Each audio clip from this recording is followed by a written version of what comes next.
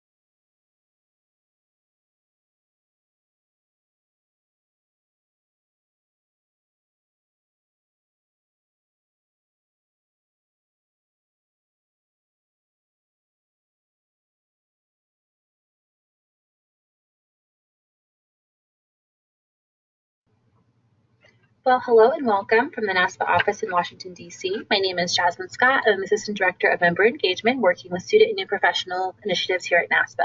It's my pleasure to welcome you to today's Dungy Leadership Institute Question Hour. Before our DLI directors begin their presentation, I want to review some of our technical aspects of our technology.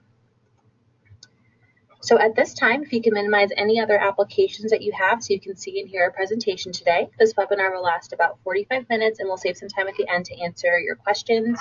You should currently be able to hear my voice using your phone or computer speakers and view a PowerPoint slide on your computer screen. On your screen, you should see a gray menu, likely on your right-hand side. This is going to allow you to access the audio control panel, which defaults to opening when you log into GoToWebinar.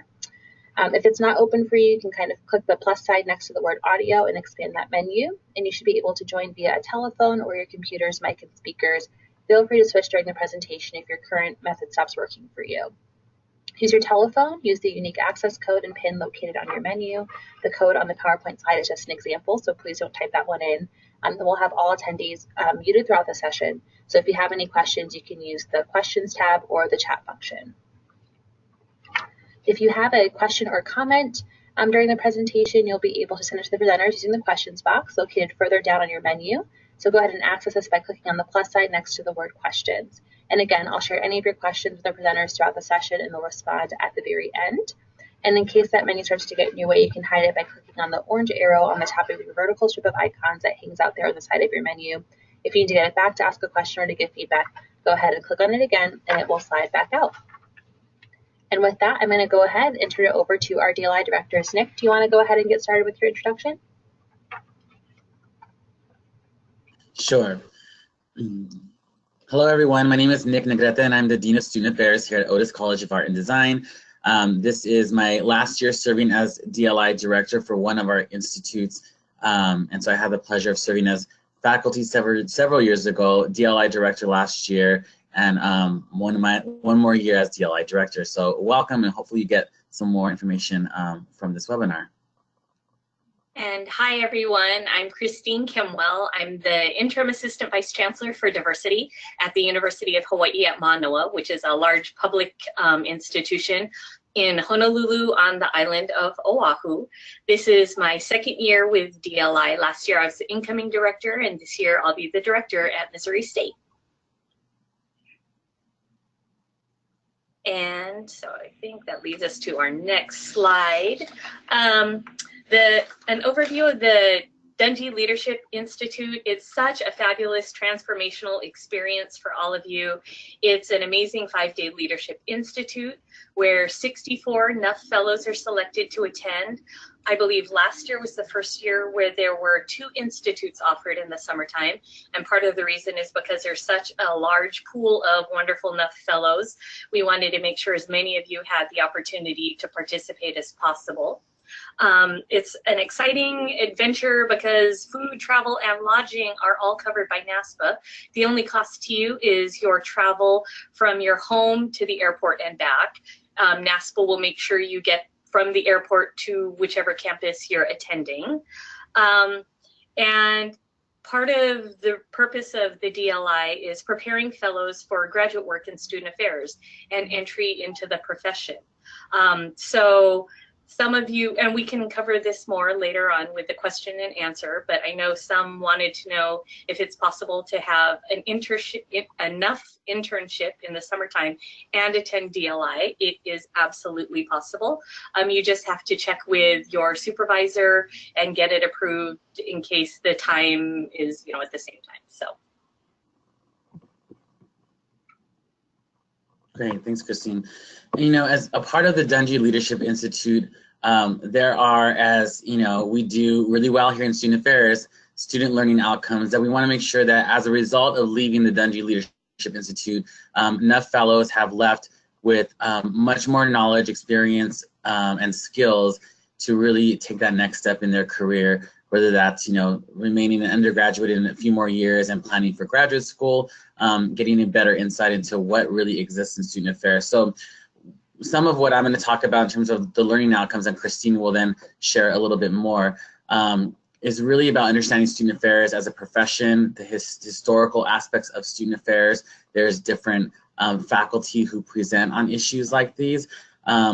We also take this, one staple of the Dungy Leadership Institute, and really what holds us near and dear and why it's so unique, is that diversity, inclusion, social justice, equity is at the center, at the core of our own educational and learning outcomes.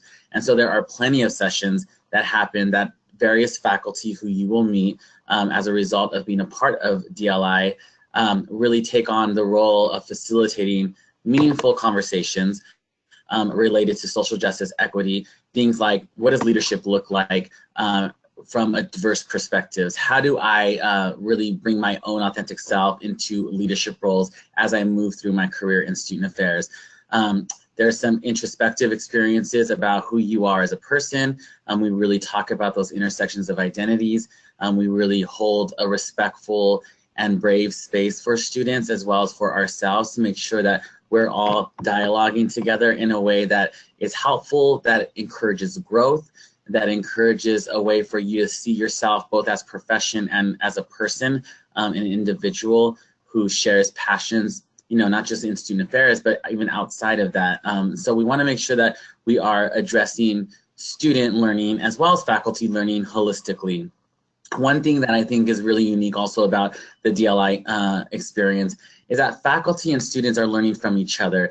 While faculty might have more experience, they might have a few letters after their name, really it's about we learn all of the time from the students and vice versa, so it's reciprocal.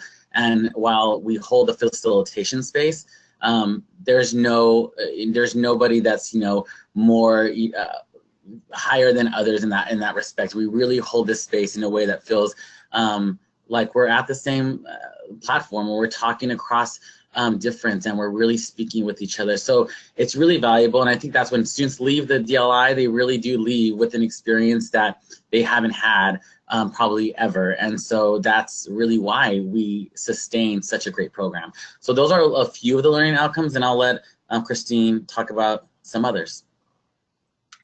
And I would just like to kind of echo what Nick just said. I think everyone leaves feeling so inspired and so empowered after attending a DLI, whether you were a student participant or one of the faculty or even us as directors. I know it is an absolutely transformational experience, and we're excited to share it with all of you.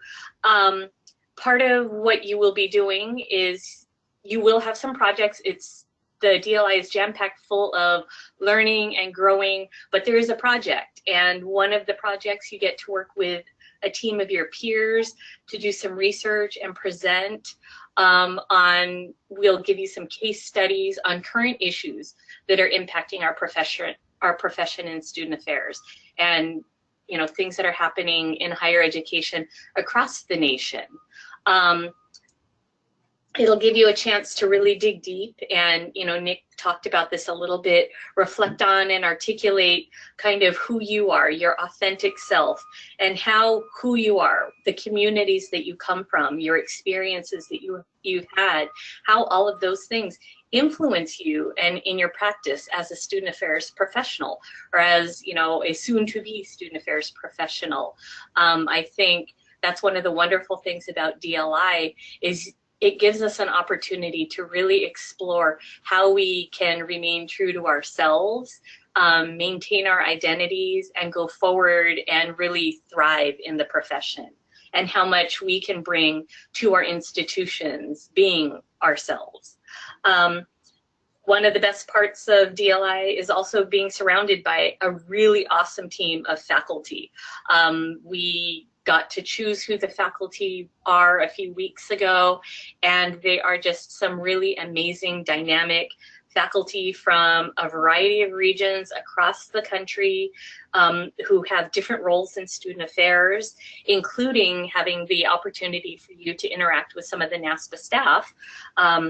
And each campus will also have opportunities where you'll get to network with other student affairs professionals from that campus and from the surrounding region.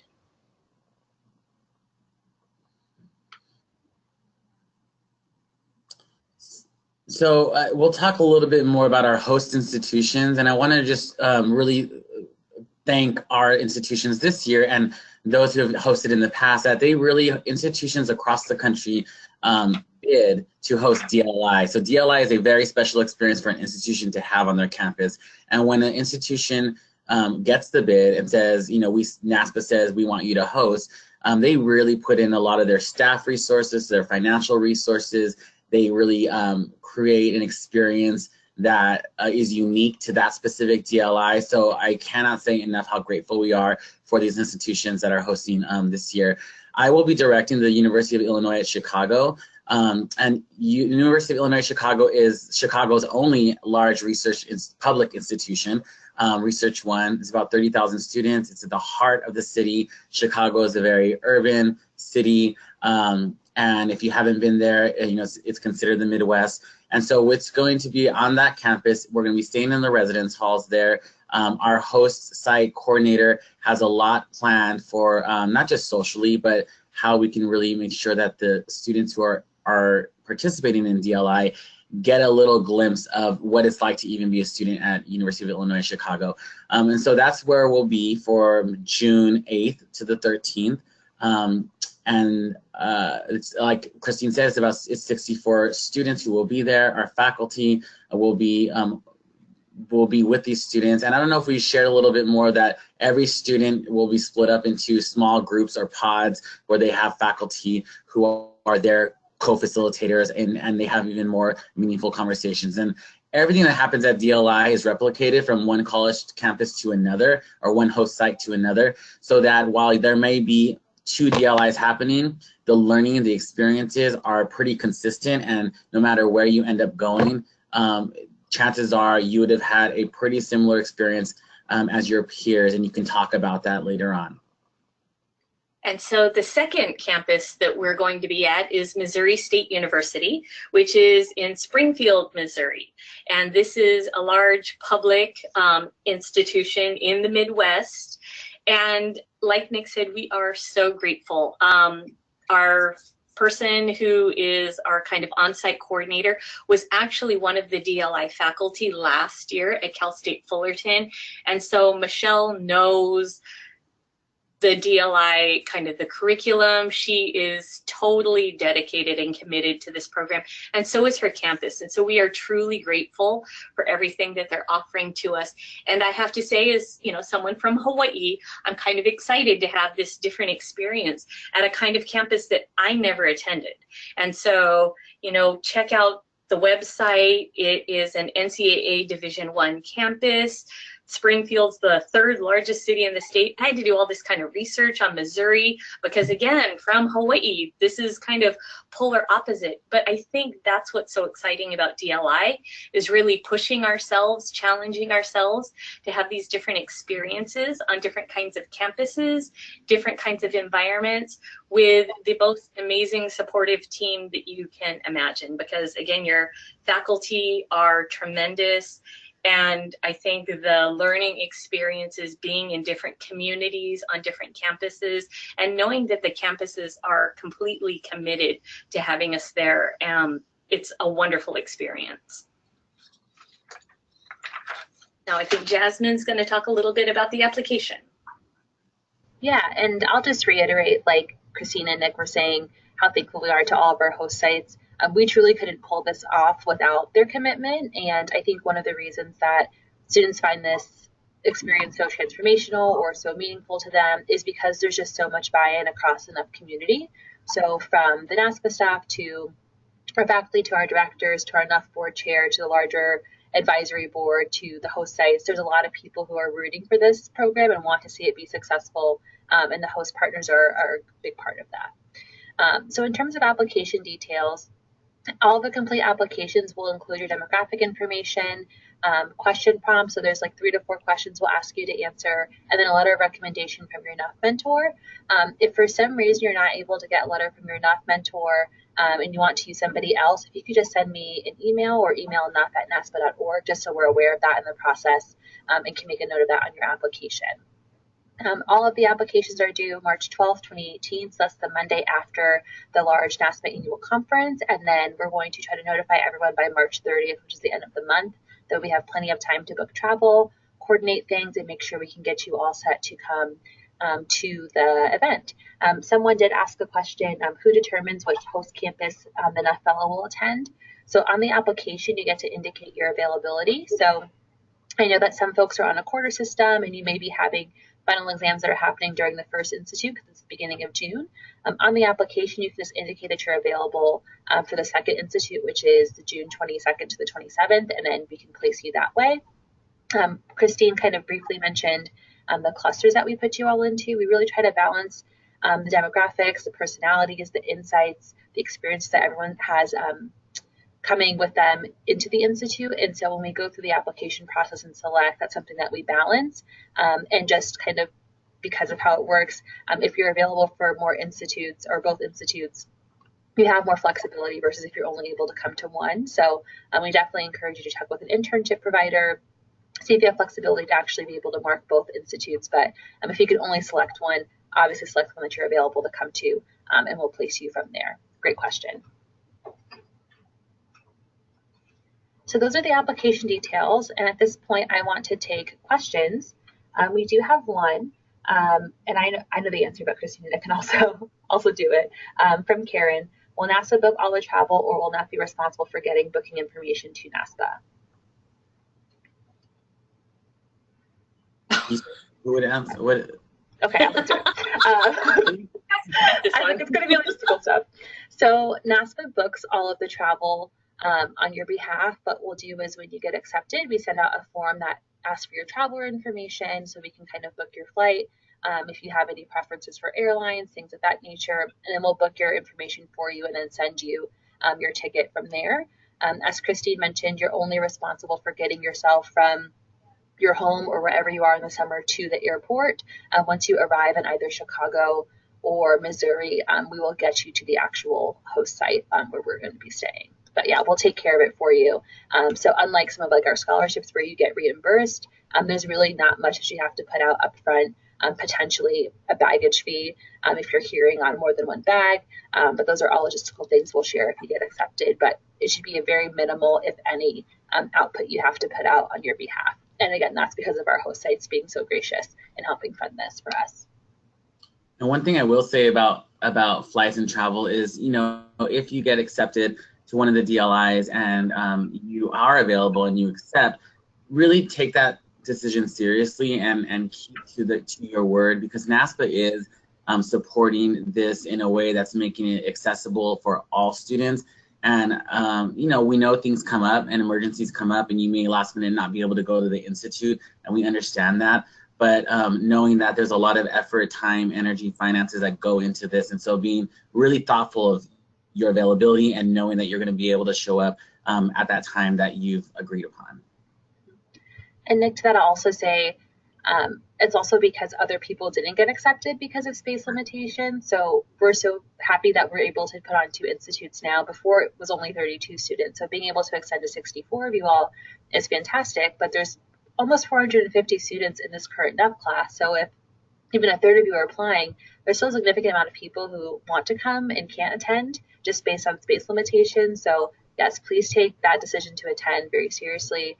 If it's up in the air or you have a concern about it, I'd rather you have us have a conversation so we can figure out if it makes sense versus accepting and then not allowing someone else to kind of come to this experience. It's a great point, Nick. We don't have any other questions now, but I am curious, Christine and Nick, from your perspective, you both have been faculty. Can you talk a little bit more about the cluster experience or what they should expect from their small group time? The cluster, well, you know, it's funny because I'm still in contact with my cluster. You know, we had our little group me, we had our everything. I mean, I'm still continuing the relationship with them, whether it's letters of rec or even just talking through kind of what their next steps are going to be. And I think even if you don't get to work with the faculty that maybe you were hoping to connect with through the small group, there's enough time to connect with all of the faculty, because there are actually a couple other folks who were in different clusters who have since come out to Hawaii, whether it was on vacation or they came out for a Western Regional NASPA conference, who connected with me. And, you know, we're working on what their next steps are for grad school, what they're doing during their gap year. It's some of the deepest connections I've had with students in a really, really long time. And especially considering they're not on my campus, so I don't see them every day.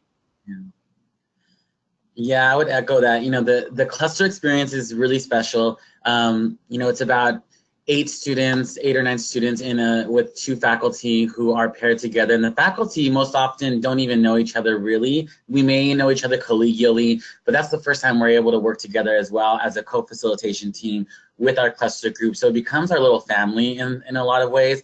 As Christine was saying, I keep in touch with my cluster group from 2 years ago. They have, you know, some of them are already emerging professionals and went straight to work right out of undergrad. Some are just finishing their graduate program. We have a Facebook group. We talk to each other. People give our career updates. It's really a special time. And during the entire week there as a cluster group, there is a lot of time where DLI participants are spending large group time together, where all 64 are going to sessions. They're experiencing different large sessions that might be split up into 2. But then at the end of the day, you always know that your home base is your cluster, and your home base in your cluster, you get to process what you learned. You get to talk about maybe some things that really hit you in a way that you didn't expect. You get to really talk through sometimes some personal things that really interact with what's going on in terms of your own professional growth and experience. And so that's your cluster time, and we make sure that we have that time. It's pretty sacred. I mean, we make sure that even as we're planning the schedule now, that we're not interfering with cluster time, because we know that that is a very special time. And so that's really, you know, you think, oh, we're only meeting 2, 3, 4, 5 times the entire week. How much can we actually get close? And a lot of relationships get built very quickly at DLI. And so the cluster is pretty critical in all of that. That's great. While we're waiting for some other questions coming in, I'm curious, we were all on the same campus last year at one of the institutes. What's something that surprised you about the overall experience of DLI? I think it's easy to look at the schedule and kind of go, oh, I know what to expect. It's a leadership institute. But what's something that maybe surprised you or you didn't expect to get out of that experience? Go first, Nick. Sure. I'm thinking back this past institute, and I was the DLI director there, so I didn't have the pleasure of being a cluster co-leader, but I got to experience the faculty who were my cluster. But I think what surprised me is, one, how much I how much something new that I've learned that I've either, you know, not really thought deeply about, but I think what really hit me, I don't exactly remember what session it was, but I got very, I don't know, I got something really pulled on my heart, and I got very emotional, and I was really surprised at how emotionally invested I was in this topic that we were talking about. And so it was really surprising, and it was really kind of, it was surprising in a positive way, because it allowed me to really be open and say, you know, there is a lot of learning I'm still doing with myself. And so that's what surprised me, is that there was a lot of personal learning that I was experiencing that I didn't expect for my own self. And I think for me, having that much time with so many students, because of the position that I'm in now on my campus, I don't get as much interaction one-on-one with students that I used to. And it was kind of an energizer, a refresher, reminder of why, this is why we do the work that we do. And that, you know, it was just so exciting. And I was so inspired and impressed by the amazing NUF students that we have. I think that's what always, it shouldn't be a surprise, but I think every time we have these opportunities to interact with NUF students, just the amazing things that you all are doing on your campuses, the amazing experiences that you come with. And I think it's just so fun to kind of help you kind of figure out and negotiate the profession. And again, how do we stay true to our authentic selves? Because I think a lot of us, depending on our experiences, have different perceptions of what we might have to give up, or how we might have to conform to an institution if we want to become a professional, or if we want to become an administrator, or the different things that we're afraid that we have to give up and negotiate. Instead, NUF kind of gives us a space to figure out that no, kind of our cultures, our communities, who we are, our experiences are actually assets that we bring with us to make our institutions better, to make our profession better. And I think that's what's so exciting about it all. And Christine, to your point, I think I love that the faculty are so generous in sharing how they do that. So it's one thing to say, you can still be authentic, you can still be who you are, you don't have to kind of hide pieces of yourself, but to then actually give the advice on how to do it, or to share the lived experience and how that is actually enacted, I think is really important. So it's great. We do have a question from Rasin. I apologize if I'm saying your name wrong. And it's just, what are some things we can expect to be on the schedule during DLI? So Christine, you've mentioned case studies, but what are some of the other sessions or type of content we'll be talking about?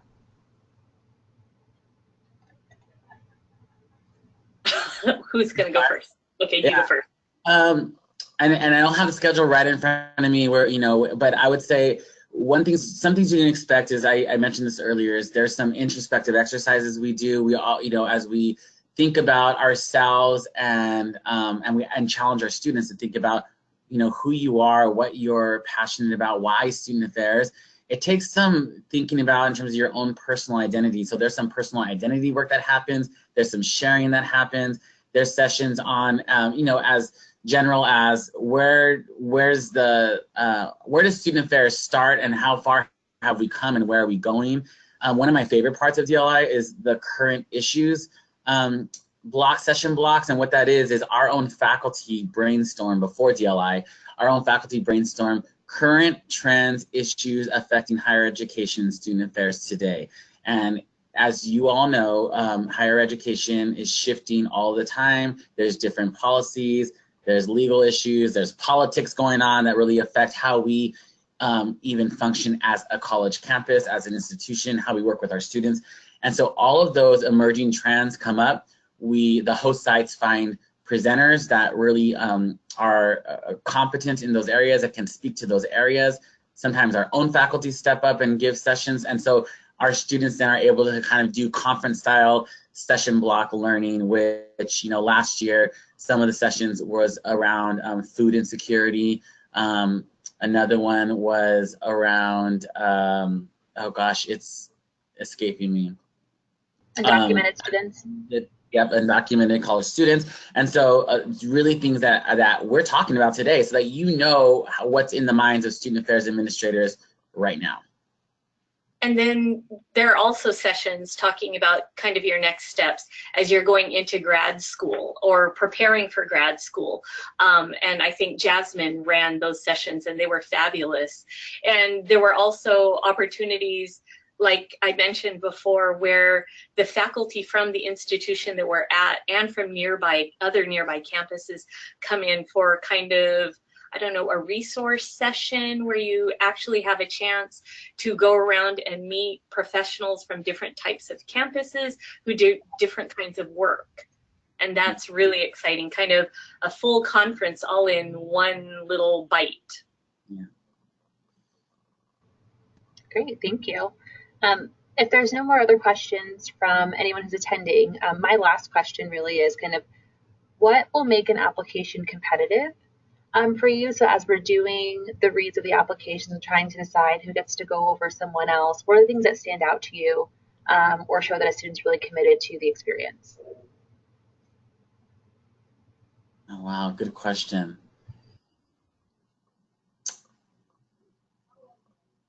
I would, Christine, you want to start? Okay, sure. And Nick probably can round it out, but I think for me, one of the things that I'm looking for is, you know, be honest about who you are, because I think a lot of times when we do applications, we try to do it based on what we think they want to know about us. Like, oh, I've done all of these millions of things on our campus as a professional. But for me, I'm always looking for, but who are you and how did that influence the work that you do? Maybe the experiences that you've had as a NUF student and the unique perspectives that you bring to things. I know with some of the NUF students that I've worked before, they've actually been reluctant to say things like that they're first generation college students or, you know, children of immigrants. I'm both of those things. And those, I think, are some of what shapes who you are and what you bring to the institution or to the institute and kind of what you will receive. I would also like to say, you know, Nick mentioned if you're going to apply, be committed to this whole thing. Like if you're going to do it all the way. And, you know, just hoping that everyone who comes like with an open mind and open heart, ready to experience all of it. Mm-hmm. Absolutely. And I think, you know, what I'm looking for, obviously be honest about who you are, where you're at. What I'm cautious around are student leaders and NUF fellows who take time in the application and share everything they're great at. I want to know where you want to grow. I want to know where you feel like you're not completely confident in, and that how the DLI Institute or Dungy Leadership Institute will shape you. Because part of the DLI experience is that there is room to grow. You can offer your own experiences, and I'm sure other peers of yours will learn from you because of your unique, where you're situated on your college campus, private versus public, the type of region that you're coming from. That's all important as well. Your student leadership involvement is also important, and I'm sure informs your own experiences. But what I don't want, and what is difficult, are the students who might come and feel like they know everything about everything and there's really nothing more to learn, but they're just there to teach. And that's not an experience that I think does well with the faculty or with your peers. So really being willing to put out there and say, listen, this is where my experience is. This is what I like to learn more about. This is where I've struggled in my own personal life. And this is how I might have addressed those struggles, but I'm still grappling with it. Those are the types of applications I want to see because it's thoughtful and it's very real and true to who you are. And I think that vulnerability can be really scary at times, but that's kind of the openness that I'm hoping that you come with, that you're willing to be vulnerable. You're willing to say, I don't know, but I want to learn and I want to figure this out. Right. Yeah, I think those are all great points, and I would echo a lot of what you were saying. I think the piece about conveying commitment is really important. Christine, I love what you're saying about being vulnerable. We're not asking you to share every single detail of your life. I think sometimes people who have minoritized identities sometimes are exploited because of that. So we're not asking for that at all, but being authentic to who you are. I read a lot of applications in my role, and I was reading a scholarship application last night, and one person wrote something that stuck with me. She said, I don't have a 4.0. I grew up in the ghetto and life is hard, but I've learned that I still have to use my voice, right? And that was a very powerful, concise way to say, like, hey, I've lived through some things, but I'm still kind of finding my strength. It was very authentic to who they were, and that really stuck out to me. I think for many people, DLI is really kind of this like culminating capstone type experience of their enough commitment. And so with that, knowing that you might be coming to kind of a crossroads in your life, so maybe you're going to get ready for a gap year or go into graduate school, or you're just starting the application process for grad school, knowing that you've accomplished a lot, but still being able to be humble about that, as Nick was saying, I think is really important, especially in a community where we are kind of co-constructing that learning environment and want to learn from one another. So great. Well, there are no other questions from any of our attendees, so we can go ahead and close out. Thank you again, Christine and Nick, for joining us today and kind of sharing more about DLI and the experience. I'm really excited to see our applications come in and get to go through our applicants and really finish playing this with you all.